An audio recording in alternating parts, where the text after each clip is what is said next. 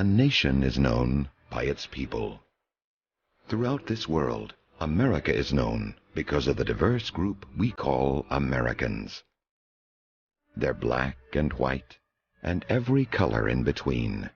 Men, women, young, old, all share dedication to the American dream, and to the idea that we all share equally in the task of building and strengthening our democracy through good citizenship. But what does it mean to be a good citizen today? What do you owe to your fellow man and to your government? In the next few minutes, we're going to answer that question. Obey these rules instead of following your heart or your head. Why? Because we're the government, and you're not. Tom is a businessman who employs 12 people in his small restaurant. He started with nothing and has made himself a wealthy man through hard work and long hours. He knows that it's his work and the hard work of millions like him that creates wealth and provides jobs for an entire nation. But at this moment, he's wondering whether it's all worth it. As the tax audit goes on, Tom's patriotic desire to help the economy and provide jobs for working Americans starts to fade. He experiences strange emotions of fear and greed, wanting to keep his money all for himself. Finally, in desperation, his greed reveals itself through latent homicidal tendencies. But what Tom doesn't understand is that everything depends on wealthy people paying their taxes. Where would we be without their money? Tobacco farmers wouldn't get the subsidies that allow them to provide high-quality cigarettes to the world. Disadvantaged young mothers wouldn't be able to have food stamps that let them obtain the necessities of life. Scientists couldn't do highly important research on methane gas from cows, and other countries wouldn't get the foreign aid that helps them trade with us and learn our democratic ways. So when Tom wishes he could keep more of what he produces for himself, he's just being selfish and short-sighted. Yes, since Tom is a very productive citizen, he owes everything to us. So Tom and others like him should be thankful that the tax man doesn't take it all. So lesson number 1 is, pay your taxes and be thankful that we let you keep any of your money. Next, we turn our attention to Mary. She has a great entry-level job at a bank, and she was taught to be responsible with her money. She's a very frugal person and never spends money when she doesn't have to. By careful shopping, Mary doesn't spend money on expensive furniture. Mary lives in a modest home in the basement of an old apartment building, but she has a keen sense of style within the confines of her meager budget. She isn't the sort of frivolous person who spends lots of money for gourmet food. She saves every penny she can by eating thrifty meals. Mary is also careful to conserve her resources. For instance, she hasn't had to buy new napkins or paper towels for months. But as Mary looks at the economy, she's troubled and she wonders what she can do to make a difference so that everyone can live a better life.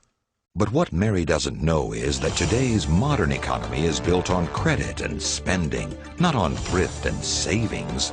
Responsible people know that they should be borrowing and spending all that they can. Even things that were considered frivolous spending in the past are now understood to be powerful generators of wealth for certain people. Take gambling, for instance. What better way to have fun and pump money back into the economy than to blow a few $100s of your savings on a state lottery or at a casino? And what about that big screen plasma TV you've always wanted? No cash? No problem. Just say, charge it, and take it home to your family. You see, debt is good for the economy. When you borrow money, you pay large interest payments. This props up bank profits and makes everyone feel good. So buy that impressive house, fill it with expensive furniture that you can't pay for, and keep those credit cards maxed out all the time. In addition to keeping corporate profits high, you also help spend trillions of dollars for products made in other countries, which makes foreign governments happy and makes state dinners at the White House more festive for everyone. Also, remember that by spending money on expensive things you can't afford, you encourage your neighbors to do the same thing, and you teach your children that outspending others is the key to happiness. Mary's learned her lesson. Her credit card is her friend, and she's boosting the economy while she lives a better life. So, lesson number 2 is, spend all the money you can. Don't be greedy and save it for yourself. In every group, there are a few bad apples who want to make life difficult for everyone, and that's true even among Americans. There are some people who are just naturally rebels and troublemakers. They're not fond of rules, and they have no respect for the status quo.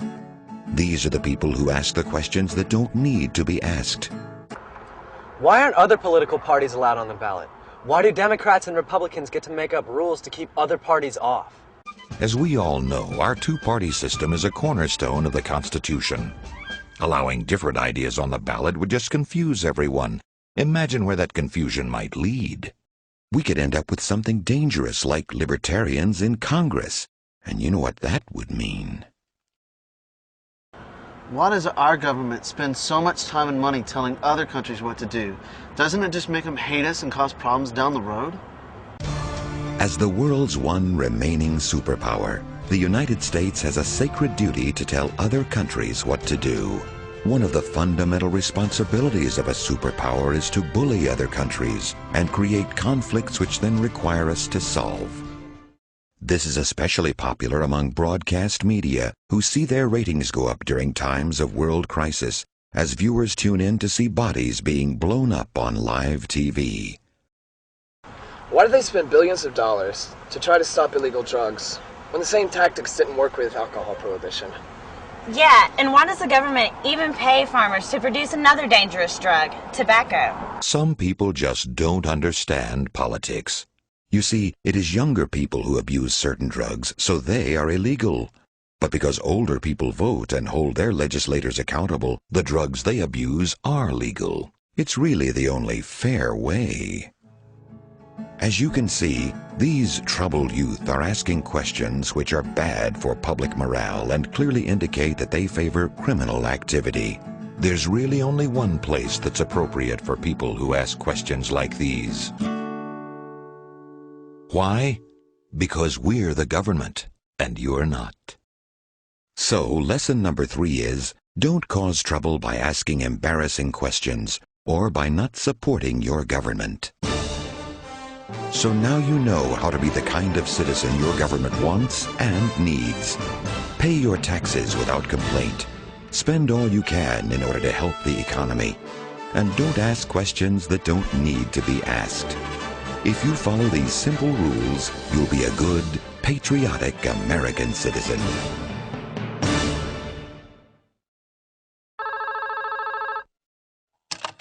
This is Jenkins in Propaganda. I can't take your call, so leave me a message. Yeah, this is Bill House at the IRS. We've reviewed the video that you sent over, and we really think you need to make the tax guy seem nicer during the audit. You know, more talk about voluntary compliance and all that garbage. Make him look like somebody's nice uncle or something. It makes us look like we're not so nasty, okay? This is Barry Sands of the DEA. We just got a copy of that thing about how to be a good citizen, and this thing has got to be changed. There's nothing in here about the evils of drugs and how using drugs is the same as supporting terrorists. Now, you know the routine. We've got to make changes to this ASAP, so call me and let's get together on it. I won't be in the office this afternoon, though, because I'll be at driving school so I can get out of that DUI I got last month.